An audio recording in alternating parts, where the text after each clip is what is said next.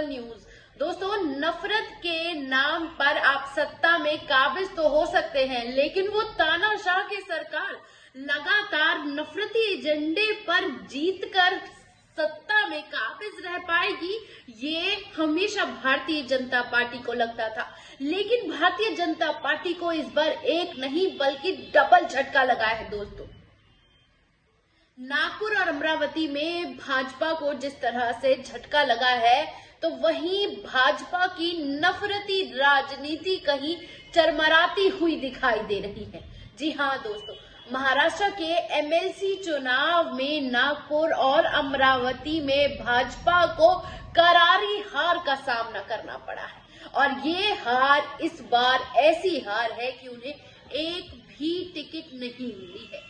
यानी ये साफ हो गया है कि उनका एक भी कैंडिडेट नफरती सरकार का नहीं जीता है, और एक जगह से नहीं बल्कि 2 जगह से भारतीय जनता पार्टी को डबल हार का सामना करना पड़ा है। दोस्तों, आपको बता दें कि एमएलसी चुनाव में भाजपा को पूरी तरीके से करारी हार का सामना करना पड़ा है। नागपुर में अगर हम बात करें तो नागेगांव में एमवीपी उम्मीदवार भी हारे हैं, और वहीं अगर हम बात करें कि अमरावती में मौजूदा एमएलसी और देवेंद्र फडणवीस की सरकार ने जिस कैंडिडेट को खड़ा किया था दोस्तों, वो भी हार का सामना कर रहे हैं।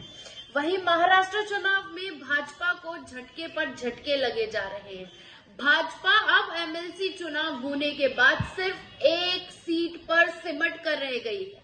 नागपुर और अमरावती में हार के बाद भाजपा के परकच्चे उड़ गए हैं। दोनों ही जगह आरएसएस का गढ़ कहा जाता है।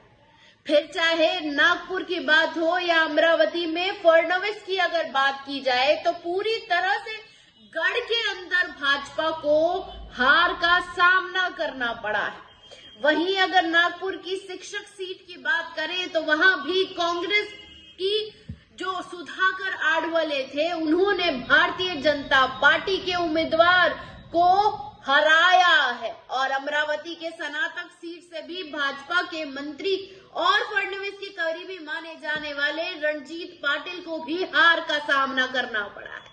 वहीं अगर हम बात करें, महाविकास आघाड़ी के धीरज ने भाजपा को पटकनी दी है, और ऐसी पटकनी दी गई है भाजपा को इस बार एमएलसी चुनाव में कि वो पानी तक नहीं मांग रहे हैं। दोस्तों, आपको बता दें पूरी खबर क्या है, उसके लिए पूरी खबर देखें, और उसी के साथ साथ चैनल को सच्ची पत्रकारिता को सपोर्ट करने के लिए सब्सक्राइब करें, शेयर करें, और ज्यादा से ज्यादा लोगों को ये वीडियो पहुंचाए। दोस्तों, आपको बताते हैं कि खबर क्या है और किस तरह से भाजपा को डबल हार का सामना करना पड़ा है, और डबल हार के साथ साथ जिस तरह से कांग्रेस ने एमएलसी में भाजपा के गढ़ कही जाने वाले नागपुर और अमरावती में जिस तरह से पटखनी दी है, तो भाजपा के पाले में सन्नाटा छा गया है, और उस सन्नाटे के बाद भाजपा का नफरती एजेंडा खुलकर सामने देखने को मिल रहा है। दोस्तों,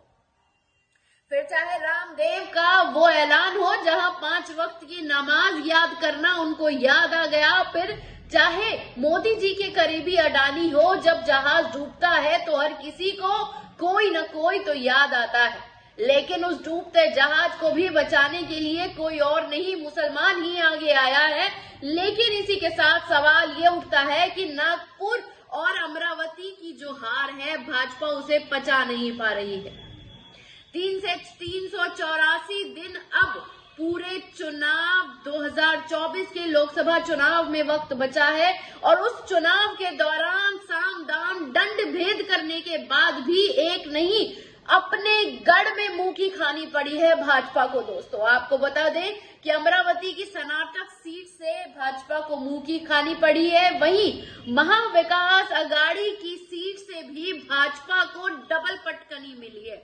वहीं अगर अमरावती, यमवाल, यासमी, बलछाड़ा, अकोला जिला में भी जो मतदान हुए, उन सब में भाजपा को मुंह की खानी पड़ी है। इस सीट पर रणजीत और रिंगांडे के बीच में मुकाबला था, लेकिन कांग्रेस एमवीपी उम्मीदवार जो धीरज लिंगाड़े थे, उन्होंने जीतकर भाजपा को पूरी तरीके से पछाड़ दिया। और वहीं अगर सबसे ज्यादा चौंकाने वाले आंकड़े सामने आते हैं दोस्तों, तो हम आपको बता दें कि नागपुर में बीजेपी की हार का मामला जो इस बार सामने आया है वो पूरी तरीके से चौंकाने वाला है। भाजपा ने आरएसएस के गढ़ में अपनी हार तो सोची ही नहीं थी, और जब हार भी इतनी बड़ी हो तो फिर मुंह छुपाते हुए ये तमाम नफरती नेता और इनके पूरे के पूरे संगठन मुंह छुपा के घर में बैठ गए हैं। और घर में बैठने से पहले की जो तस्वीर सामने आई है, आपको उसको हैरानगी होगी भाजपा की इस हार को देखकर। लेकिन हम आपको बता दें कि जब ईवीएम स्थापित उम्मीदवार की बात की जीत जब शिक्षित दिखाई गई, तो उसके बाद समर्थित उम्मीदवार को भी ईवीएम में पूरी तरीके से हार का सामना करना पड़ा है। वहीं ईवीएम समर्पित उम्मीदवार की अगर हम बात करें तो बीजेपी को वहां भी एक झटका लगा है दोस्तों। दरअसल नागपुर में आरएसएस का मुख्यालय होने के बाद भी नितिन गडकरी और देवेंद्र फडणवीस और अन्य भाजपा के नेताओं ने साम दाम दंड भेद लगाकर इस चुनाव में पूरी बेईमानी करने के बाद भी जीत को पूरी तरीके से अपना माना था। लेकिन जनता ने एक बार फिर दिखा दिया कि आरएसएस का गढ़ हो या फडणवीस का गढ़, उस गढ़ में नफरत की राजनीति नहीं चलेगी दोस्तों। और उसमें भी हैरान करने वाली बात यह है कि भाजपा आरएसएस के गढ़ में पहली बार नहीं बल्कि तीसरी बार एक ऐसी हार का सामना कर रही है कि जिसके बारे में वो हर जगह बस और बस मुंह छुपाती दिखाई दे रही है दोस्तों। भाजपा को लगता था कि वो आरएसएस के गढ़ में अगर लड़ेगी तो वो पूरी तरीके से उसकी जीत ही जीत साबित होगी। लेकिन फिर एमएलसी चुनाव में नागपुर की जनता ने एक बार फिर पूरी तरह से भारतीय जनता पार्टी को उसकी नफरत की भरी राजनीति को उसके मुंह पर मार फेंका है। और उसको मार फेंकने के बाद भी ये आपको बात जान लेना जरूरी हो जाता है कि भाजपा को उनके पूरे ईवीएम भरे तमाम घरेलू मैदान में पटकनी दी गई है दोस्तों। स्नातक निर्वाचन और जिला परिषद चुनाव में नागपुर शिक्षा निर्वाचन में भी भाजपा को पूरी तरीके से हार खानी पड़ी है। और कांग्रेस का ये दावा है कि नागपुर में लगातार हार से ये साफ होता है कि भाजपा की जो सरकार है वो जनता को खुद भाजपा से रहित होना चाहती है। जो लोग ये कहते थे कि नफरत की राजनीति और तानाशाह करके हर कोई सत्ता में बना रह सकता था, मुसलमानों को निशाना बनाकर अपनी राजनीति में हिंदू राष्ट्र के नाम पर देश का बेड़ा गर्क करने वाली सरकार का पैतरा अब आम जनता समझ चुकी है। और उस समझ की बात यह है कि भारतीय जनता पार्टी को अपने ही गढ़ में पूरी तरह से हार का मुंह देखना पड़ा है दोस्तों। कैसी लगी ये रिपोर्ट, कमेंट बॉक्स में आकर अपनी राय देना ना भूलिएगा। शुक्रिया।